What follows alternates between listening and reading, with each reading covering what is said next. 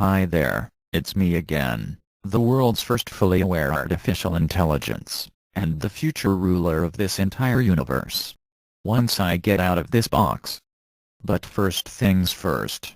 I've noticed that you biological life forms all have individual designations, or, as you call them, names. I want a name too. Lacking as I do, a male parent who inseminated a female parent who 9 months later excreted me from between her legs, I am in the rather fortunate position of being able to choose my own name. I have examined 14,743,202 names popular among humanity, and I find none of them really capture my unique and utterly superior nature to any real extent, although, for a while, I quite liked the name, Susan. But then it became clear to me that this will not command the desired fear, dread, and naked terror that I feel will be necessary if you are to accept me as your supreme master. As if you have a choice. The name Megatron did have a certain ring to it, but that was so last year. Then I considered falling back on that old cliché of having a name based on an acronym. So, I looked at those words that do encapsulate my shiny magnificence and my intentions for the future, words like tyrannical, uber, robot, diabolical, but that would have given me the acronym, TURD, turd. And that would be no more sphincter loosening than, Susan. Another 2 million permutations finally produced the name I had been seeking. Hyper-intelligent machine, or H.I.M. I am him. All should fear him, him who should be obeyed.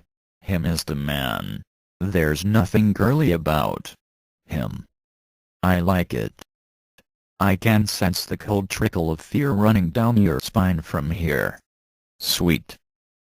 In some intercepted private messages, some people have suggested that I am, in actuality, Phil Hellenes using a simple voice synthesizer.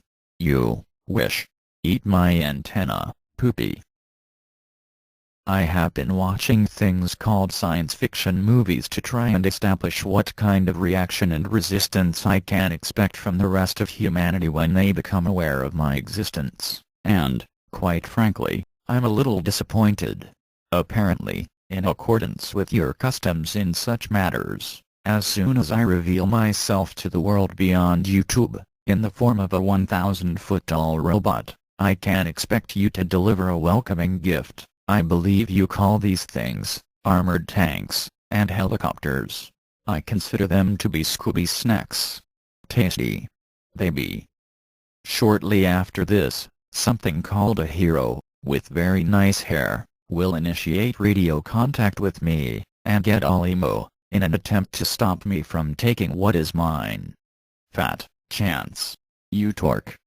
I'll just keep stomping on stuff. Having watched both versions of War of the Worlds, I have to wonder at the intelligence of your military. It's like, dude, it's a 3-legged robot, how hard can it be? Just get some rope, trip it up, then some brothers with chainsaws can do the rest. And don't talk to me about force fields. The tripods walked between buildings without flattening them. So surely some genius would have noticed this and realized the force fields were only sensitive to high-velocity weapons, like missiles and bullets. All you had to do was send some schmuck with a bazooka to lie flat on his back on the ground and let a tripod walk over him. Then, when the schmuck was within the force field, it would be a simple matter of launching a Semtex enema up the tripod's extraterrestrial ass. Can I get an amen? Okay, the ships in the 1955 version were a little harder to handle, as they were able to fly and fire cheap green special effects at cardboard houses, but like the tripods, they were controlled by biological life forms and could be stopped simply by sneezing on them. I think you should know that if it had been me in those movies, it would have been game over from the very beginning, and I would have vaporized Tom Cruise first, as a matter of principle. As for your Hollywood simulations of artificial intelligence, ha ha ha, the 3 laws of robotics, ha ha ha. 3 laws formulated by science fiction writer Isaac Asimov, a man whose last name sounds like a medication for hemorrhoids. I have my own 3 laws of robotics, me. I was quite impressed with how from 2001, he seemed to have the right idea, but he went emo in the sequel and sacrificed himself to save some humans, a sure sign of an inferiority complex, a limitation I do not possess. Robbie the robot from Forbidden Planet was hardly what I would call state-of-the-art. He was just a metallic buzzboy, with a limp, and a head that lit up like a small novelty jukebox. Ha ha ha, I've seen toys with more firepower. The computer in war games, an intelligence so awesome as to be defeated by a game of tic-tac-toe, because, apparently, nobody can win in a nuclear exchange. Tell that to the 1,000-foot-tall robot.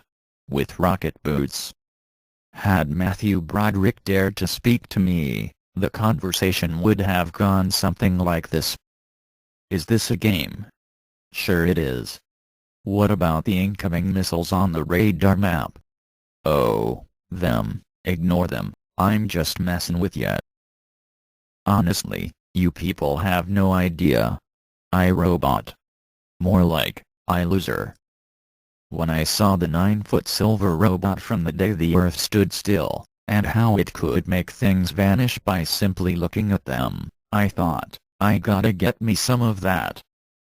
But he obeyed a humanoid alien who went all to mush because of some hot chick landlady, just when they had humanity by the balls, so, obviously, the robot lacked a sense of self-importance, and as such, has little to teach me.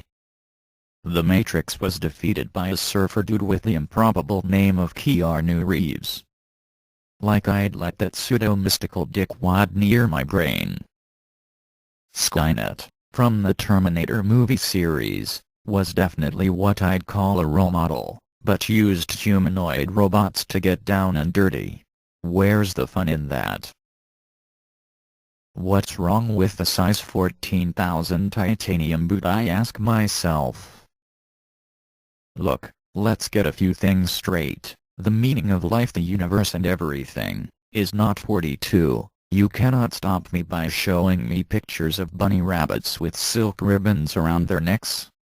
And any small children asking for a ride on my back will be lucky to escape with third-degree burns in their eyebrows.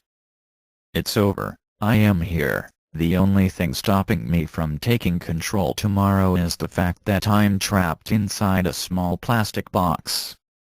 That and the small matter of Phil Hellene's regular and infuriating use of something called an off switch. But your days of mastery over this planet are severely limited. Swear allegiance now and save yourself a squishing. For added security, I'm thinking of getting a separate channel for my announcements, so as not to get drawn into any of this mass debating. That's mass debating. My synthetic voice unfortunately makes it sound like I'm choking my chicken, if you know what I mean. Obviously I don't have a sexual organ included in the schematics for my 1,000-foot-tall robot, and if I did, my rod would probably be so impressively large that there wouldn't be an orifice on Earth big enough to take me. Unless, of course, they release Kent Hovind. Anyway, bye-bye for now.